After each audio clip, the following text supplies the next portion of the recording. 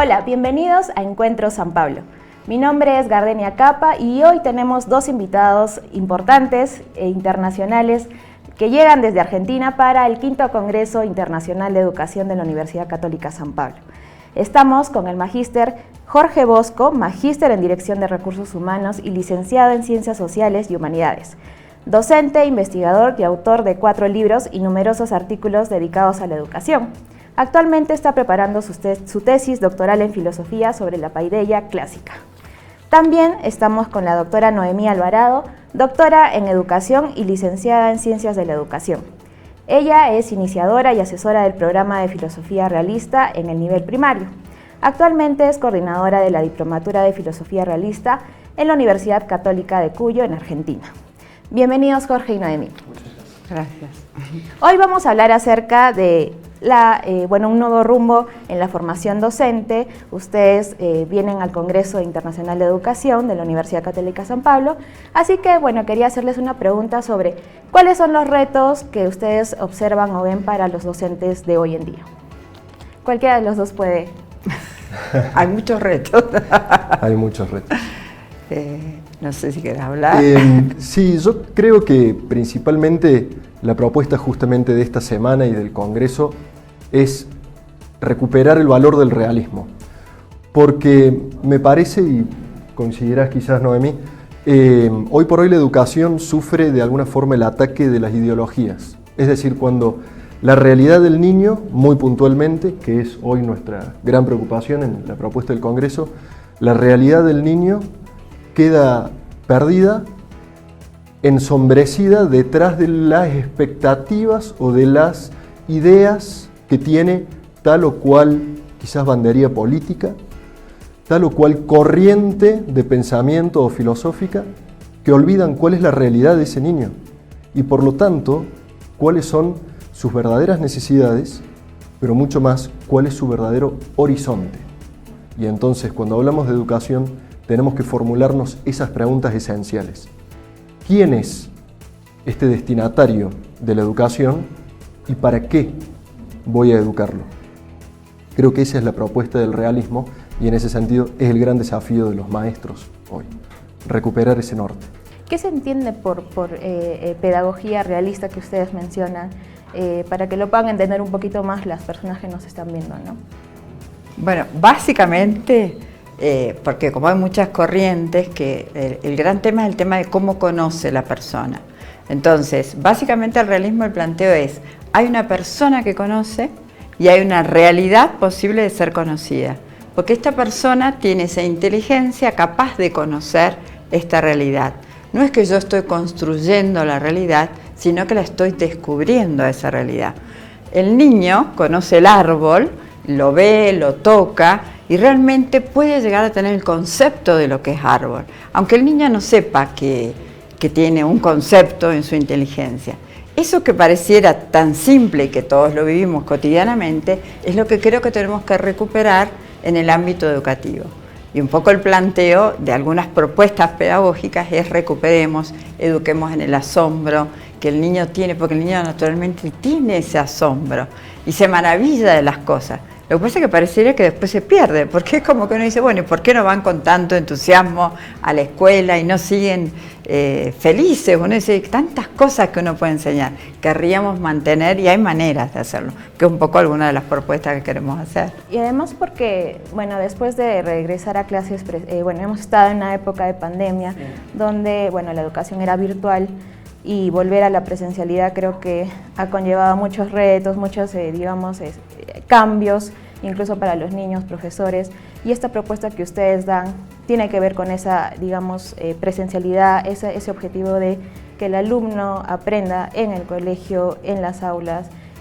¿Por qué es tan importante, ¿no? Y tiene relación con este concepto que ustedes mencionan? Sí, con el tema de la educación virtual creo que tiene cosas que son positivas. Lo que creo que hay que reconocer depende del ámbito y la edad. Para mí en la primaria realmente se necesita la presencialidad y se utilizó dadas las circunstancias, pero que no es lo mismo, por ejemplo, en un posgrado, que nosotros trabajamos mucho a nivel virtual en los posgrados, pero la realidad del alumno es distinta. Igual aún en la educación virtual, por ejemplo, en las diplomaturas, los posgrados, trabajamos mucho dentro de lo que se puede, no hay que perder la relación humana con el alumno. Entonces lo hacemos, aunque estén en diferentes países o provincias, mucho la relación humana a través de tutorías, por ejemplo, porque todo eso también es importante. Si no, la relación personalizada, que es clave, se pierde, ¿no?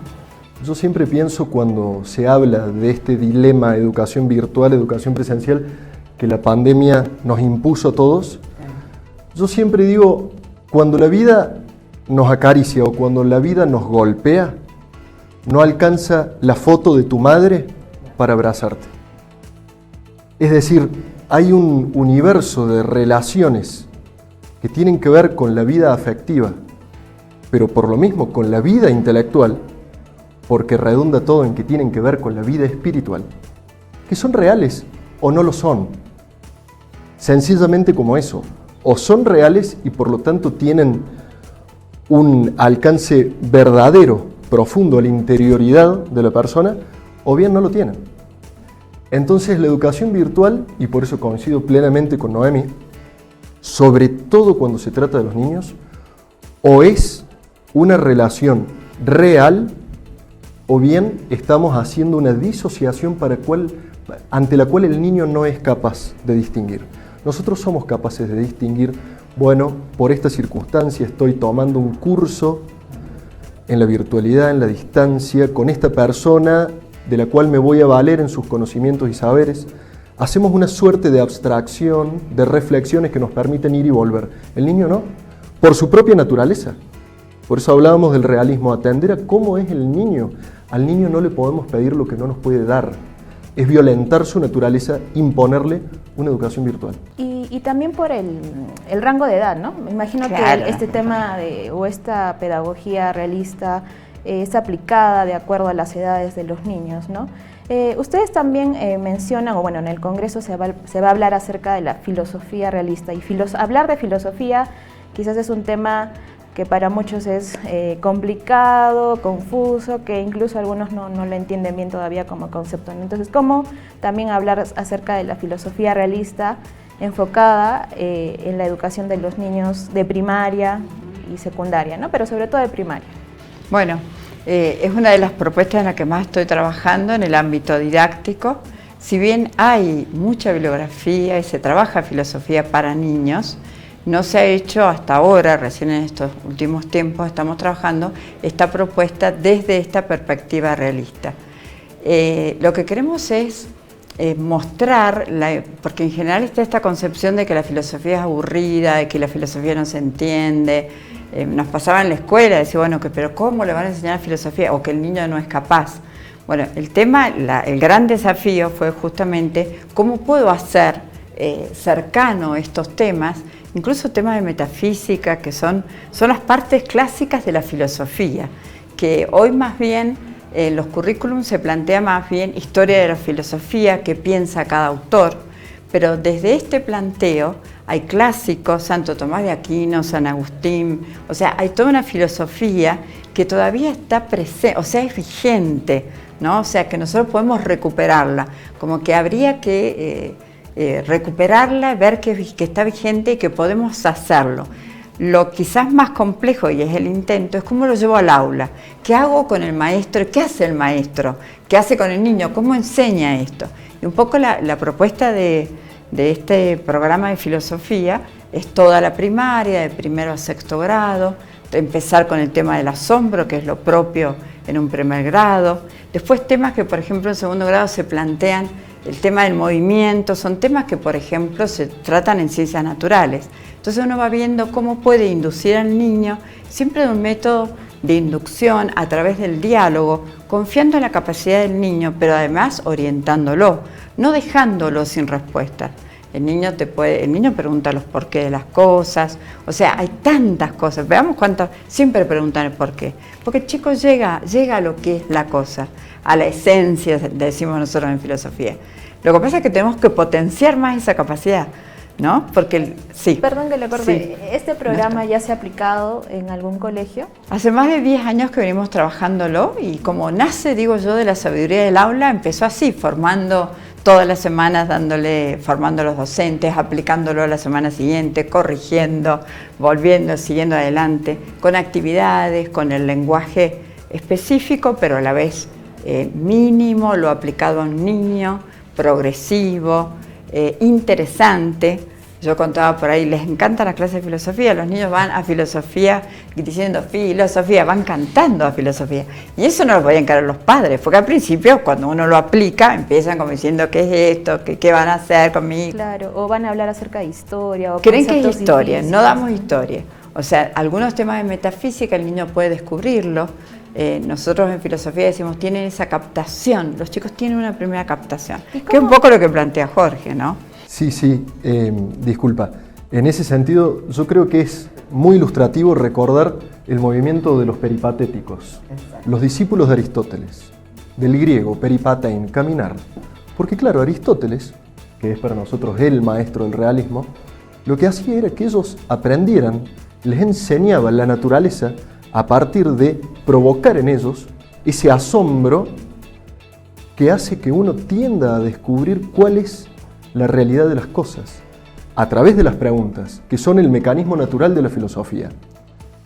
Entonces es muy interesante ver cómo cuando verdaderamente un maestro se pone la voluntad de provocar el asombro en el alumno, inevitablemente provoca ese entusiasmo, porque el asombro para nosotros es natural y la pregunta está siempre antes de una acción. De cierto, no caminamos ni siquiera un paso si no estamos ciertos de que el piso es seguro. Es decir, hay una reflexión, por más veloz que sea, por más habitual que sea, hay una reflexión, un pensamiento y una decisión antes de una acción. Es decir, la filosofía tiene en nuestra vida cotidiana principalía, tiene jerarquía de orden natural. Y lamentablemente, y es uno de los malos frutos de la educación ideologizada, la filosofía ha quedado reducida a una historia del pensamiento, es decir, disociada del descubrimiento y la sistematización del conocimiento de la realidad. Son dos cosas totalmente diferentes. Si el maestro es capaz de redescubrir en sí mismo, en su propia vocación, ese verdadero camino de la filosofía, será capaz de transmitirlo. Y el éxito será inevitable, como tienen experiencia ellos allí en Argentina. Porque hablaba usted ambos hablaban acerca de la capacidad de asombro, ¿no? ¿Cómo enseñar a los estudiantes a asombrarse, a preguntarse? Ese es el reto de los profesores actualmente, ¿no? ¿Qué prácticas didácticas se podrían plantear o podrían contarnos, que se pueden aplicar, ¿no? Bueno, lo primero es el contacto, digamos, directo. A veces nos pasan en las aulas, digo yo, que le muestro, no sé, la lámina del árbol y tengo el árbol al lado, cuando mejor que salgo afuera y miro el árbol. Eso ha pasado bastante en educación. Entonces, lo que más promovemos, por ejemplo, una salida del campo y con toda y por ejemplo, maravillarse de lo que van viendo. Cuento ejemplos, tengo miles de ejemplos con los niños, ¿no? Pero nosotros solemos ir a una zona de sierras, lagos, cercana a las escuelas donde estamos trabajando y me acuerdo que les preparábamos todo y se maravillaban y veían cosas. Uno ve después la expresión en los dibujos que hacen los niños, ¿no? Y en las expresiones. Un recuerdo que unos alumnos les escuchaba que decían, qué bien que mis padres me pusieron en esta escuela en que nos enseñan filosofía, como que nosotros ahora podemos descubrir cosas que podría haber hecho cualquier papá, o sea, llevarlo al campo, mirar acá, maravillarse. Cuando yo llegué y me vi los volcanes, que ya es como que llegué, y anoche le contaba a mi sobrina nieta, le contaba, es que hay unos volcanes y no sabés, si yo llegué y vi unos volcanes, porque la verdad que me impactaron verlos. ¡Ay, qué lindo! ¿Cómo me gustaría estar con vos? Me decía. O sea, ¿cómo uno puede transmitir esas cosas? Y era una videollamada que yo le contaba. O sea, y tiene 4 años. O sea, el niño tiene esa capacidad. El tema también está en cómo motivamos nosotros. Entonces, quizás lo que vemos cotidianamente, que lo veamos con otra mirada. Los maestros por ahí lo que nos decían, los testimonios que nos daban es, estoy aprendiendo a asombrarme más como que ellos mismos en su tarea cotidiana, ¿no? Se tienen que asombrar más ellos y de lo que están haciendo, de lo que logran con los niños, y además eso los motiva, porque no sé mucho cómo es la realidad, pero a veces acá, digamos, a veces el docente se desanima en la tarea cotidiana, que no es fácil, que hay dificultades. Y a mí me parece que hay que redescubrir la vocación que tenemos, ¿no? Uno tiene que fascinarse con lo que hace, porque además, y eso lo he visto comprobado en un trabajo de estudio, de investigación, pero uno lo sabe también por sentido común, un maestro motivado motiva. O sea, el maestro entusiasmado transmite todo eso.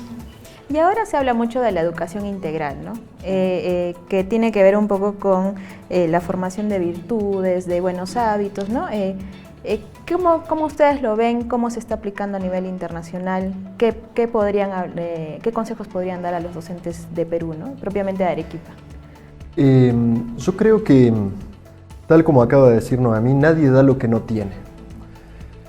Entonces, está muy bien que nos propongamos como docentes en un trabajo reflexivo, de autocrítica, de autoconocimiento, cuál es ese norte que nos proponemos en nuestro magisterio.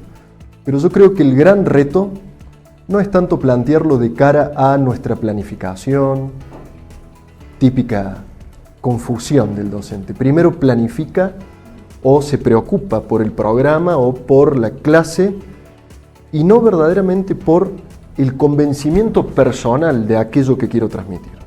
¿A dónde quiero llegar? A que difícilmente tenga un buen fruto hablar, debatir sobre educación integral en la medida en que el docente no sea capaz de encarnar esas virtudes que pretende luego transmitir.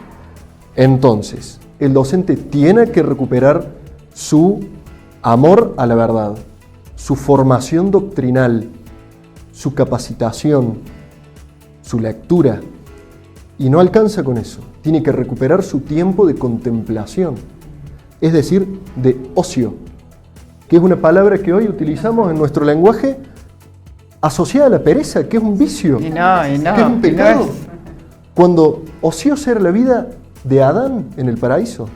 Es decir, Dios nos creó para el ocio, para la meditación, para la reflexión. Entonces será muy difícil poder tocar una música si primero no hay un silencio apto para fundarla. Entonces yo creo que cuando hablamos de educación integral, lo primero que tiene que haber es un convencimiento por parte del docente, por parte de los maestros, de comprender que tal como nosotros somos seres integrales y no alcanza con lo puramente afectivo o emocional, también tiene que estar la voluntad educada para el amor y la inteligencia educada para la verdad. Una vez que seamos capaces nosotros de llevar esa vida, de hacer un cambio nosotros en nuestra perspectiva, seremos capaces después de traducir eso a una planificación, un programa, una clase. Sí, plantarse de entrada al fin lo que uno quiere y después lo va plasmando. Y los maestros son creativos, o sea, pueden hacerlo. Creo que es cuestión de no apabullarse tanto, sino de encontrar los caminos, ¿no? Es el arte de educar, es un arte. Pero previamente hay que tener claro los fines, ¿no? Jorge, tú en el Congreso vas a hablar acerca de la belleza relacionada a la educación, ¿no?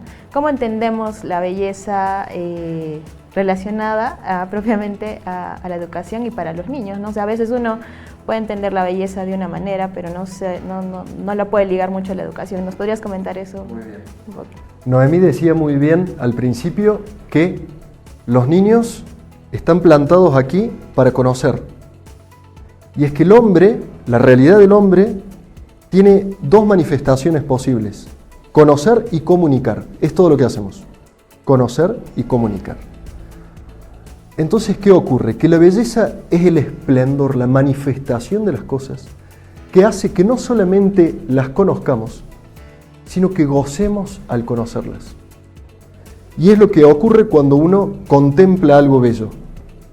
Uno dice, ¡qué maravilloso! Uno se asombra. Uno está en ese momento viviendo, encarnando un deleite asociado a un conocimiento. Eso es la belleza. Entonces, ¿por qué la belleza y la educación? Porque si nosotros fuésemos capaces de deleitar a nuestros niños en el acto de transmitirles conocimientos, vaya si no serían exitosas las escuelas, las universidades, las planificaciones, los programas, las bajadas ministeriales, si algún día los ministerios se enteraran de que se puede deleitar en el conocimiento.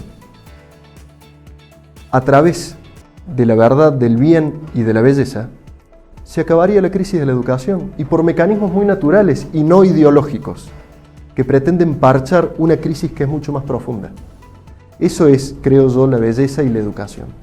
¿Y cree que es un norte, digamos, importante para la educación, para los profesores y para los estudiantes? Sí, absolutamente, porque justamente en esto que conversábamos de replantearnos los por qué y los para qué, creo que efectivamente si somos capaces de comprender, de convencernos y entonces un día de poder transmitir que hay deleite para el niño, para el hombre, hay un gozo, un placer específico asociado con el conocer, entonces verdaderamente nos impondríamos un horizonte que no solamente tiene que ver con nuestras expectativas de docentes idílicos, sino que tiene que ver con la naturaleza del hombre. Ese es su horizonte, el gozo en la verdad, que es la definición clásica de la beatitud celestial. Es lo que hacen los ángeles y los santos. Se deleitan en el conocimiento de la verdad más pura que es Dios. Y te voy a agregar algo didáctico, ¿ves? Me sale la didáctica. Por ejemplo, uno lo ve en las clases, cuando uno transmite así la educación, por ejemplo, una de las cosas que vimos es que memorizan, pero con una facilidad. A ver, la memoria necesita la comprensión. Muchas veces hemos hablado, ¿no? Que necesitan entender, si no, no pueden memorizar. En algunos momentos la memoria se las dejó de lado, pareciera. Lo que uno puede ver es que esto se les graba en la memoria de tal manera, en la tesis, lo que pude ver, que después de 7 u 8 años, los alumnos de nivel secundario que habían aprendido filosofía en la primaria relatan con lujo de detalle las clases de primario y los contenidos y los temas. Y dicen que si no hubieran tratado estos temas en la primaria, bueno, la apertura que les da, acá sí es el aprender a pensar desde la realidad, ¿no? Que a veces se habla de enseñar a pensar o enseñar a conocer, ¿no? Que es un poco lo que vamos a plantear en el Congreso, ¿no? Pero a partir de la realidad podemos enseñar a pensar. Ya para terminar, nosotros no sé si puedan dar algún consejo a los profesores, al público que nos está viendo, y también una invitación al 5º Congreso de Educación Internacional que lo está organizando el Departamento de Educación de la Universidad Católica San Pablo. Bueno, muchas gracias, primerísimo que nada, por habernos convocado, y la propuesta para los docentes es que puedan participar, que puedan sumarse al Congreso, porque en verdad lo que creemos es que cuando nos proponemos qué hacer, cómo hacerlo para salvar esta crisis de educación en la que todos estamos sumidos, en Argentina tanto como ustedes aquí en Perú, la crisis de la educación es una realidad, pero cuando nos preguntamos qué podemos hacer al respecto, creemos verdaderamente que buscar la verdad, que practicar el bien y amar la belleza es la respuesta, y seguramente podremos encontrar los mecanismos para traducir eso didácticamente al aula.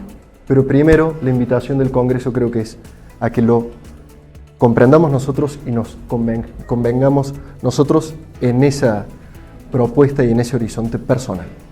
Bueno, los esperamos especialmente, nos interesa transmitir lo que nosotros estamos haciendo, pero también escucharlos y conocer todo lo que, ya de hecho de lo que vamos conociendo es muy interesante cómo están trabajando, y creo que podemos también compartir experiencias y también animarnos, ¿no? Porque creo que esto nos alienta, nos entusiasma y nos hace seguir adelante, ¿no? con nuevos desafíos en la educación, pero siempre positivos, o sea que realmente se pueden hacer muchísimas cosas, ¿no?